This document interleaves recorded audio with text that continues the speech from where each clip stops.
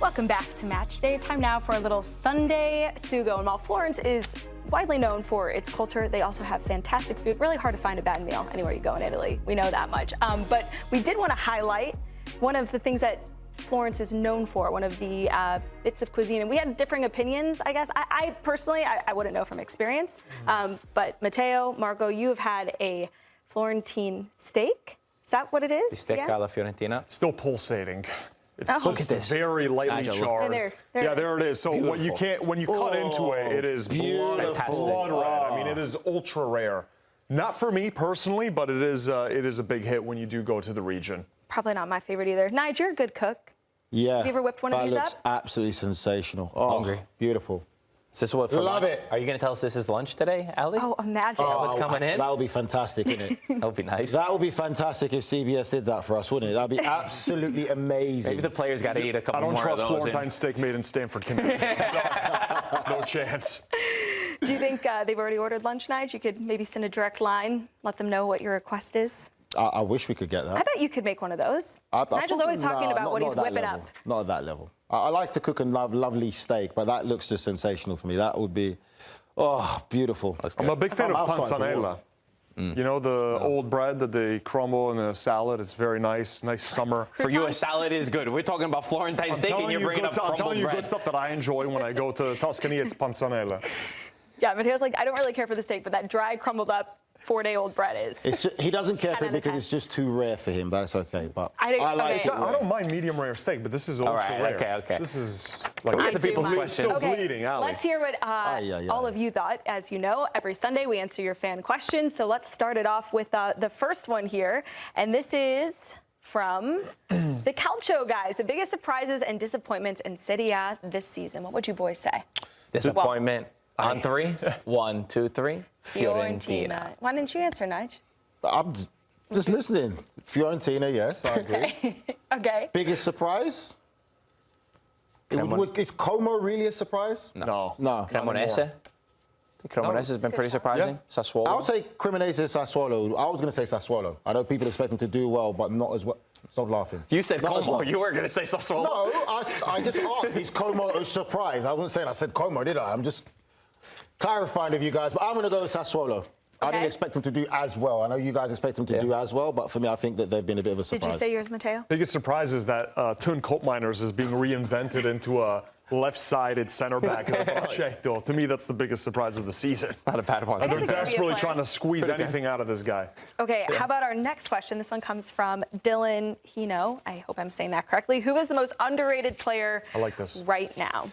So, thought about this for a bit. I'm going to go Massimo Perrone, the deep-line playmaker of Como, who plays next to Da Cunha. And I think because we always talk about Nico Paz and then some of these young players that they've signed for big money, but I think Perrone, the way he controls the midfield, I think he's going to be one of the finer deep-line playmakers that we have in this league. He's got good pedigree with his past Manchester City youth system.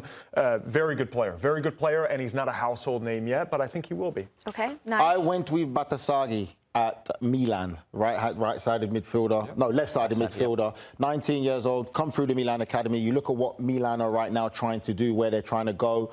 Being at that age, coming into this team, and we know that Serie A isn't a league that likes to play a lot of youngsters. Kept his place in the team, and he's doing really well. Got a bright future, and I've been very impressed with how he's put Purvis Estupinian, 50 million euro signing on the bench. On the bench for which Milan tells Academy. you a lot. Just scored his first brace as well. First goals for Milan last 2 weeks ago. I like that. I like Batasaghi. Okay. Matteo approves, and so does Marco. Yeah. What's yours? I like that we're not choosing the obvious names, because there's a lot of obvious names that maybe are underrated in the global scale, but if you watch Serie A, not. I love Atta from Udinese, the midfielder. Yeah. It reminds me of when I used to watch De Paul at Udinese, and I used to say to myself, does anyone realize how good this player is? And then Atletico Madrid made a really good signing. The rest of Italy slept on him. I think Atta could be that next one up. There was a stat a couple of weeks ago, too, that in all of Europe, him and Mbappe had the most successful dribbles. And we're talking about a midfielder, 22 years old. He's been out. He hasn't been there for Udinese for a couple of games. I see a big drop-off. I love this kid. I think he's real good. Sadly, he's not playing. Kellenkamp, I think you could add to that list. Yeah. Very interesting midfielder playing today, starting today. Okay, very good. Well, next question. I think I know how at least one person will answer this one, but maybe not. Do you think that Napoli will win Serie A? This one comes from Rich, 2 C's, double C. don't know. No You one go knows. first, Matteo. Yes. Since you've had Juventus, Roma, Milan, Inter. Never had Roma. I said Roma were going to challenge. Go. Never said they were Scudetto favorites. I'm still going with Inter as my Scudetto pick at the moment, with Napoli and Milan floating I around. thought Grella was off today. I'm going with Inter. He's just I'm gotta going change with one Inter. more time. I don't think it's Napoli this season. Okay, Nige? I don't think it's Napoli. I think the problem with Napoli is the Champions League. I think them competing in the Champions League makes it very difficult. Lukaku's coming back. He's a big piece that's been missing for them. Højlund started to score. Obviously, Kevin De Bruyne has been out injured, a bit of a playmaker for them. McTominay staying fit and healthy for the rest of the season is going to be massive to them. But I still feel that the advantage for me is with Milan. I think Milan not having European competition, they still have the advantage to be week to week, to be progressive. Don't help themselves with the drawing with Sassuolo. We said they have to get those type of results out of the way.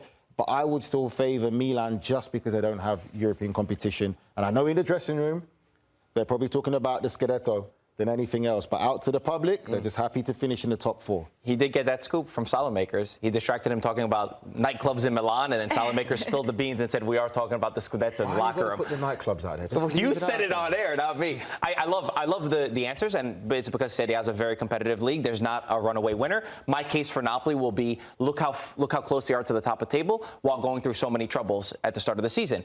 Lukaku, the best striker for me in Serie A, has been out the entire year. He's coming back. January transfer market, maybe Kobe Mainu. We were talking about him yesterday as one of the potential midfielders to come into the side. And I never rule out an Antonio Conte team. If they get this character, they get the spirit, maybe tomorrow they win the Supercoppa. That could give them good momentum going forward.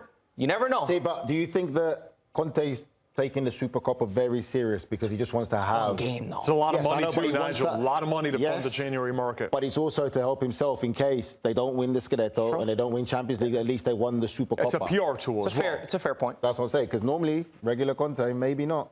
It's like winning the Charity Shield, right? It's a PR tool. Hey, we won a cup. 11 million euros with that PR that trophy. too. Lots Not of bad. upside for winning the Supercoppa coming up tomorrow, by the way. Okay, next question. Who is the greatest foreign player in Serie A history? This one comes from Drake F Technology Volume 2. Why are you looking Go at on, me? give your answer. There's only one answer to this question. No.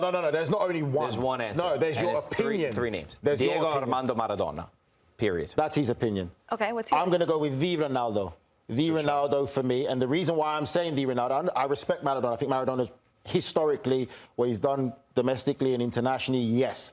But in that period of when Ronaldo was playing in Serie A, that was when Serie A was at the height of the best league in world football, when no one could argue. And what Ronaldo did transformed that league for me.